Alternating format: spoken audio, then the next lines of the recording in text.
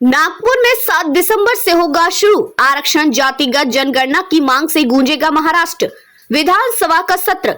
महाराष्ट्र का शीतकालीन सत्र 7 दिसंबर से नागपुर में शुरू होगा। 2 सप्ताह तक चलने वाले इस सत्र में 10 दिन ही सदन की कार्रवाई हो पाएगी। शिंदे सरकार को सर्दी के मौसम में गर्मी का एहसास कराने के लिए विपक्ष ने भी कमर कस ली है। विपक्षी दलों ने संकेत दे दिए हैं कि विधानसभा का शीतकालीन सत्र में सरकार को हर मुद्दे पर घेरा जाएगा। विधानसभा में विपक्ष के नेता विजय वडेट्टीवार कहते हैं कि सदन में सरकार को घेरने के लिए हमारे पास मुद्दों की कमी नहीं है।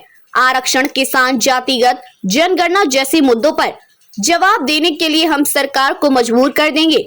बुधवार को विधानमंडल सलाहकार समिति की बैठक हुई, जिसमें 7 से 20 दिसंबर तक शीतकालीन सत्र बुलाने का निर्णय लिया गया।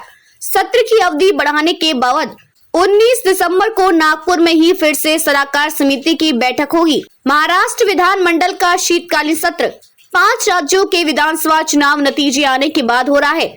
मराठा, ओबीसी, धनगर आरक्षण और जातिगत जनगणना जैसे अन्य मसलों को लेकर महाराष्ट्र की राजनीति का पारा पहले से ही चढ़ा हुआ है। विपक्ष लगातार मांग कर रहा है कि बिहार की तर्ज पर महाराष्ट्र में भी जातिगत जनगणना कराया जाए ताकि सही तस्वीर सामने आ सके। इसी बीच राज्य में हुई बेमौसम बारिश ने भी किसानों की हालत खराब कर दी है। ऐसे में कहा जा रहा है कि यह सत्र बेहद ही गर्म होगा। मराठा आरक्षण पर निर्णय। मराठा आरक्षण की मांग को लेकर महाराष्ट्र में उग्र आंदोलन के दौरान विधायकों के घर और कार्यालय तक फूंक दिए गए। मराठा आरक्षण की पहचान बन चुके जरांगी पाटिल ने राज्य सरकार को 24 दिसंबर तक का वक्त दिया है। ऐसे में माना जा रहा है कि शिंदे सरकार इस संदर्भ में महत्वपूर्ण निर्णय ले सकती है। साथ ही जातिगत जनगणना की भी घोषणा के बाद निर्णय लेने की संभावना है। बेमौसम बारिश से किसानों को हुए नुकसान के बारे में भी सरकार से बड़ी घोषणा की उम्मीद है।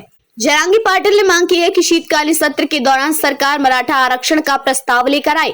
अभी मराठा आरक्षण का प्रस्ताव नहीं। महाराष्ट्र विधान परिषद की उप सभापति नीलम गोहे ने बताया कि इसमें कोई शक नहीं है कि मराठा आरक्षण से संबंधित प्रस्ताव शीतकालीन सत्र में आएगा। फिलहाल उनके पास ऐसा कोई प्रस्ताव अभी तक नहीं आया है। विधानमंडल के कामकाज और अन्य प्रक्रियाओं को जब तक अंतिम रूप नहीं दिया जाता तब तक तारीख की घोषणा नहीं कर सकती।